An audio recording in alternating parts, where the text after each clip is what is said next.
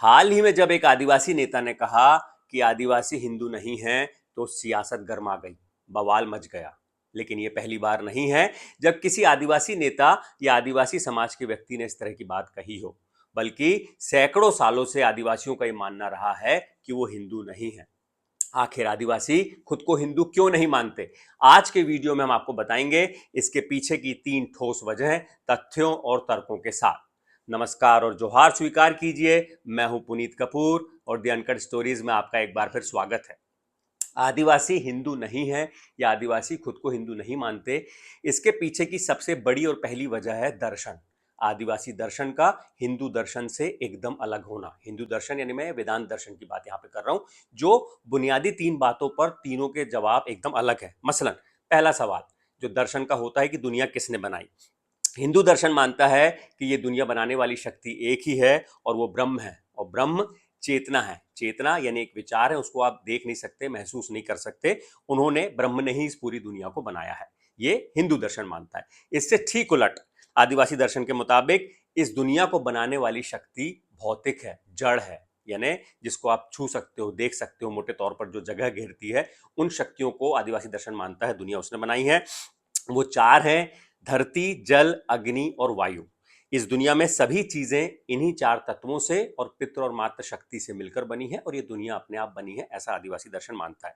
आदिवासी दर्शन मानता है कि इस दुनिया में हर एक जीव अलग शक्ति है, इसलिए पशु पक्षी, जीव जंतु, पेड़ पौधों सभी को आदिवासी दर्शन में एक शक्ति माना गया है, सभी की पूजा की जाती है, और सभी शक्तियों को मिलाकर सर्वोच्च शक्ति के रूप में प्रकृति को पूजा जाता है, जिसे किसी आदिवासी समाज में फड़ापेन नाम दिया गया है, कहीं पर सरना नाम दिया गया है।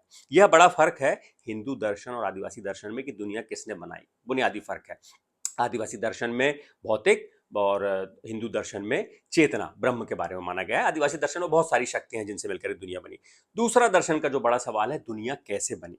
हिंदू दर्शन मानता है कि ब्रह्म ने ये दुनिया बनाई है, लेकिन ये दुनिया एक सपने की तरह है, मिथ्या है। ये दुनिया सच नहीं है, ब्रह्म का सपना है, उसमें ये सारी दुनिया है, उसमें आप हैं और हम हैं, ये तमाम चीजें ब्रह्म के सपने में है, इसलिए ये एक सपने में दुनिया है। इसलिए हिंदू दर्शन इस दुनिया को सच नहीं मानता, मिथ्या मानता है।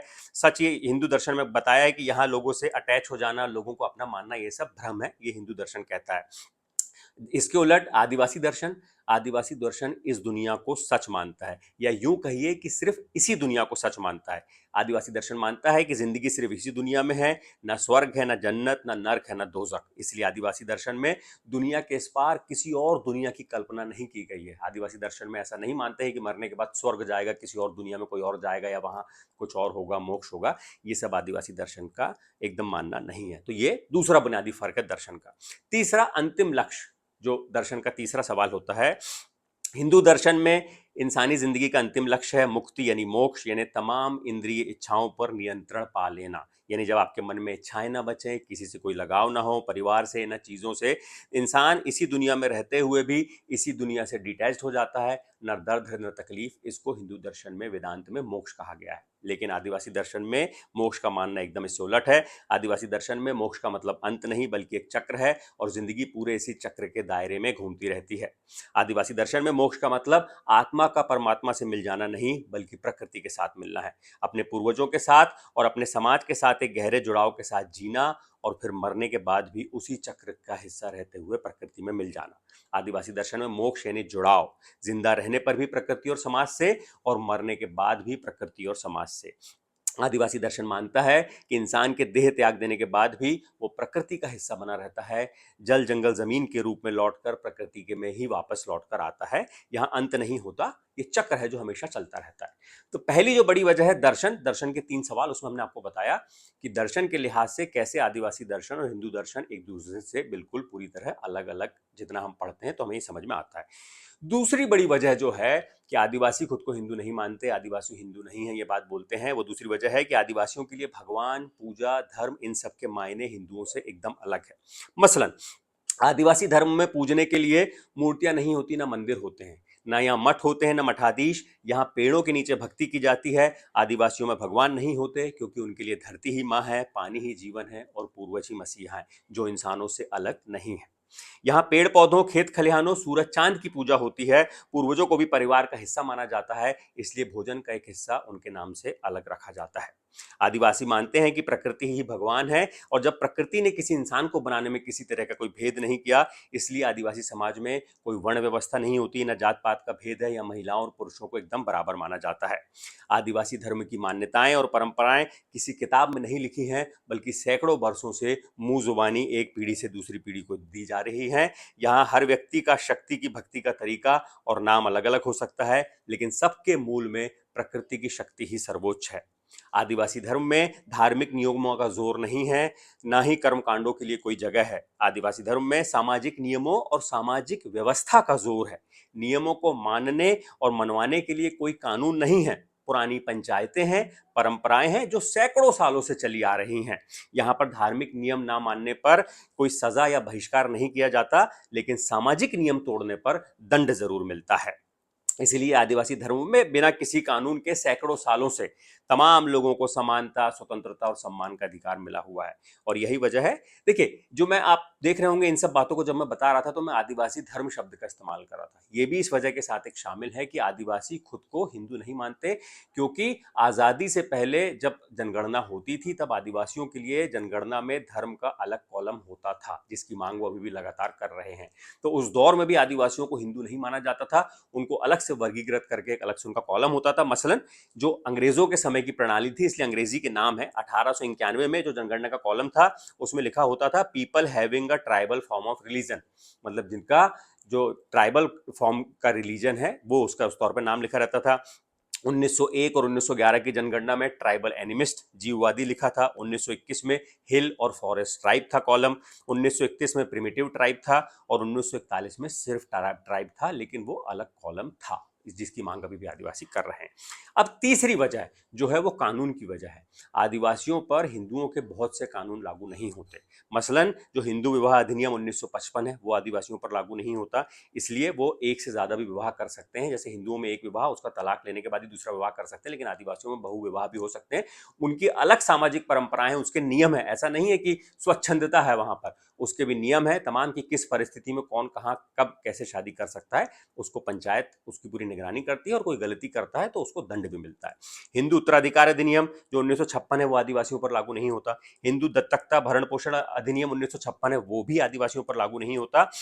और हिंदू वयस्कता और संरक्षकता अधिनियम जो है, संरक्षकता, वो 1956, उसकी धारा जो है 3(2) वो भी आदिवासियों पर लागू नहीं होती। इसलिए इसका मतलब ये है कि जो जितने भी सैकड़ों जातियां जो अनुसूचित जनजातियां हैं, आदिवासी समाज जो 750 से ज्यादा अलग अलग समाजों में इस देश में फैला हुआ है, वहां पर शादी, विवाह, तलाक, उत्तराधिकार, इन सबके अपने पुराने सैकड़ों सालों के सामाजिक नियम है। उसी सामाजिक नियमों के हिसाब से पूरी ये प्रथाएं चलती हैं, और उसकी पूरी निगरानी पंचायत करती है। कहीं गलत ना होने पाए, पंचायत की मंजूरी के साथ ही उन चीजों को आगे बढ़ाया जाता है। मसलन एक आपको इसमें एक बड़ी इंटरेस्टिंग, हमने उसमें एक वीडियो भी बनाया था कि आदिवासी समाज में जो पुत्र वधू होती है, वो जिस लड़की की शादी होती है अगर किसी दूसरे परिवार में, तो पुत्र वधू नहीं बल्कि कुल वधू बनकर जाती है। और अगर ऊपर उसके उनके पति का अगर देहांत हो जाता है तब भी वो विधवा नहीं होती, क्योंकि उसी कुल में देवर के साथ या किसी और जो योग्य पुरुष हो उसके साथ उनका विवाह कर दिया जाता है, पाठक कर दिया जाता है। तो इसलिए हमने एक वीडियो बनाया था कि आदिवासी समाज में कोई महिला कभी विधवा नहीं होती। खास तौर पर मैं एक गोंड समाज के बारे में बात कर रहा हूँ।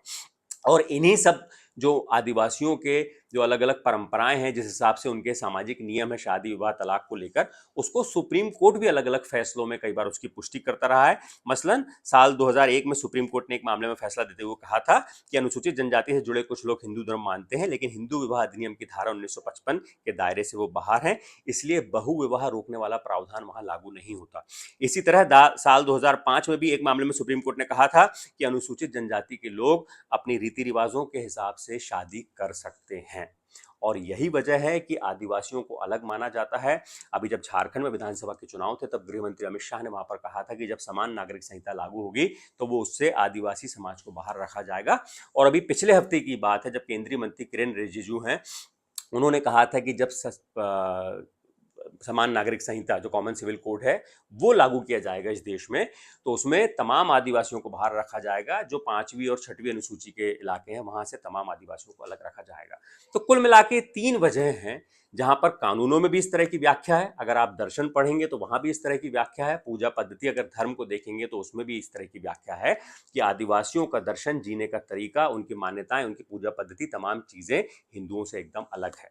इसलिए अगली बार जब कोई इस तरह का सवाल पूछे कि आदिवासी हिंदू नहीं है, तो ये 3 वजह पता होनी चाहिए कि क्यों वो ऐसा कहते हैं। इसके लिए ये आदिवासियों का नजरिया जानना बहुत जरूरी है, जो सैकड़ों सालों से वो जिसको मानते हुए चले आ रहे हैं।